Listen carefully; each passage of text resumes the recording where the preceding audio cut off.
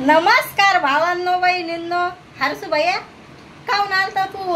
दुकानात गेले तर मला पाहायला तुला वाटलं मम्मीला काऊन उशीर झाला म्हणून. खरं सांग. आणि तुला काय खायचंय आज? पप्पा म्हणे उडदाच्या डाळीत कुटके करून दे म्हणे वैसू मला. तर म्हणे त्या लय आवडते तर मग आता डाळ टाकावं लागन मला.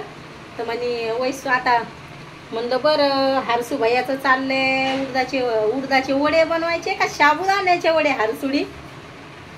हा दोन्ही बनव. मी हटकून बेजार करायला लागले त्यानं. दोन्ही बनव. आता सकाळी भैयानं मेंदू वड्याचा नाश्ता केलाय. त्याचे पप्पा घेऊन आलते त्यानं मेंदू वडे.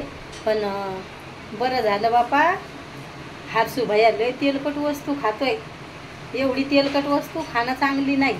छकू आता बाहेर गेले मी दुकानात तर त्याला एफर घेऊन आले.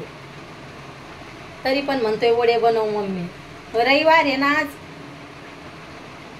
आणि त्याच्या पप्पाचं चाललं होतं पुरणाच्या पोळ्या बनव. घडीत म्हणजाय वडे बनव. म्हणलं तुम्ही वडे सारखेच म्हणलं वडापाव तर सारखे घेऊन तर येता म्हणलं तुम्ही.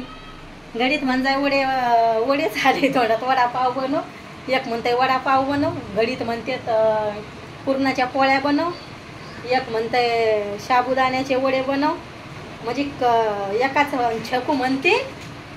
छकू म्हणत होती पप्पा चहा बनव. नाही ती चहा बनवती मला देती. छकूचं चाललं होतं मम्मी ढोसे बनव. म्हणजे सगळं एकदाच बनवायचंय ना. मम्मीनं काम करून करून थकून जायचं आणि काहीच नाही. आणि डोसा बनव मम्मी. तांदूळ भिजू घातेल नाही. काहीच नाही काहीच नाही. उद्या बोलले होते तर असं चालू राहतंय छकू दिदीचं. नाही भावांना बहिणींना छकू एवढी चांगली आहे आमची. ती नाही मला बेजार करत. ती फक्त आजच म्हणे मम्मी डोसा बनव म्हणून. हरसू भैयाचं तर दर दिवस आल्लक असतं हे बनवा ते बनवा. पण मग छकू दिदी काहीच खात नाही बिस्किटाशिव. सकाळी बिस्किटाचाच नाश्ता असतोय. हरसू भैया बाप रे बाप. हरसू भैयाचं सांगूच नका. साबुदाणा भिजू घातलाय आता मी. आणि आलू पण उकडून ठेवलेत. तर मग तयारी करावं लागेल. पण आधी मला आता दाजी 2 वाजता येते ते. आता डाळ टाकून देते मी.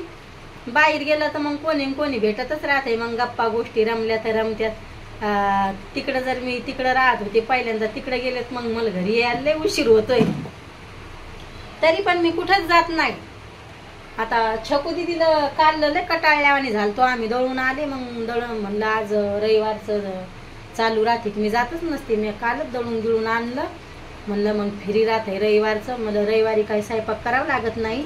पण आता दाजीला दिवाळीला सुट्ट्या लागणार आहेत. तर मग आता त्याला 2 रविवार गेले त्याला सुट्ट्याच नाहीत. आता काय माहिती कधी सुट्ट्या लागतात कामावर आहे ना रे भैया हरसू भैया. आता वावरात सोयाबीन काढणं सुरू आहे. आई बाबाचे ह्या वर्षी काहीच माल नाहीत. लगे लय वावर याची बळडे होते. म्हणजे सगळ्या एरी भरल्यामुळे ह्या वर्षी लय नुकसान आहे. आता बाबाला ह्या वर्षी काहीच माल होणार नाही एवढा. म्हणजे लय नुकसान झाली. आता सोयाबीन काढणं सुरू आहे. एवढं ऊन आहे. एवढ्या उन्हात आणत मग आई बाबा जातात. लय ऊन आहे लगे लय. आता आईला गोळ्या घ्याव्या लागतात अटकच्या. बाबाला पण ते पायाला गेले त्याच्या पाय मुडेल असल्यामुळे तुम्हाला तर सांगेलच आहे. मग बाबाला काय एवढं जाता येत नाही म्हणा वावरात. भैया तुम्ही बंद व्हा बरं. जीव तोडू माणूस हेडो काढते मधातच तुमचं सुरू असतंय काही ना काही. आणि मी दुकानात जायला होते शांततेत बसेल होते. ते मी दोघं भाऊ लगे एकदम मस्त लगे. आणि हेडो काढायला घेतला म्हणजे काय होतंय तुमचं सुरू. हा तोच वाटी गेला मग पहिले. मला पप्पा बोलत राहते तर म्हणते कपडे नसले आणि त्याच कपड्यावर काढून राहते तू असं तसं. मग पण मला टाइमच नसतोय. म्हणजे आल्लक हे बनवा ते बनवा ते बनवा ते बनवा. हात बिवडलं मम्मी. करत राहा भांडणं. स्वयंपाक करा तुम्ही 2 जण. आता चला बरं हरसू भैया चाल. मी तू वडे बनवून खाय तू ये. तू मी काहीच कोणाला काही बनवून देणार नाही.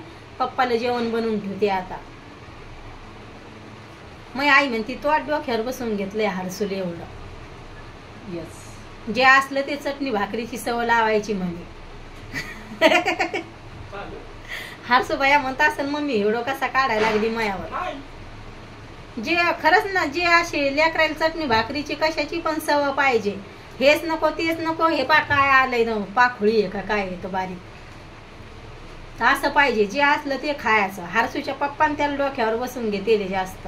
पहिले म्हणती तू आवडले डोक्यावर बसून त्यांनी होती पप्पा. पप्पा काय म्हणतात, मम्मी डोक्यावर बसून घेतले, आणि मी म्हणते पप्पाने डोक्यावर बसून घेतले. हाय छकू, तोंडातलं आलं का? चाल छकू दीदी, मला डाळ टाकायची. मी कानातले आणलेत मोरपंखी कलरचे. मी काय कानात घालत नाही, म्हणजे जास्त हे होते, कान चिरतात. मोठाले कानातले कधीच नसते. कायमसाठी तर मग फक्त हेडो काढूच तरच कानातले घालते, आणि नंतर काढून टाकते, म्हणजे कान चिरतात त्यामुळं. बाय भावांनो बहिणींनो, भेटते उद्याच्या हेडो.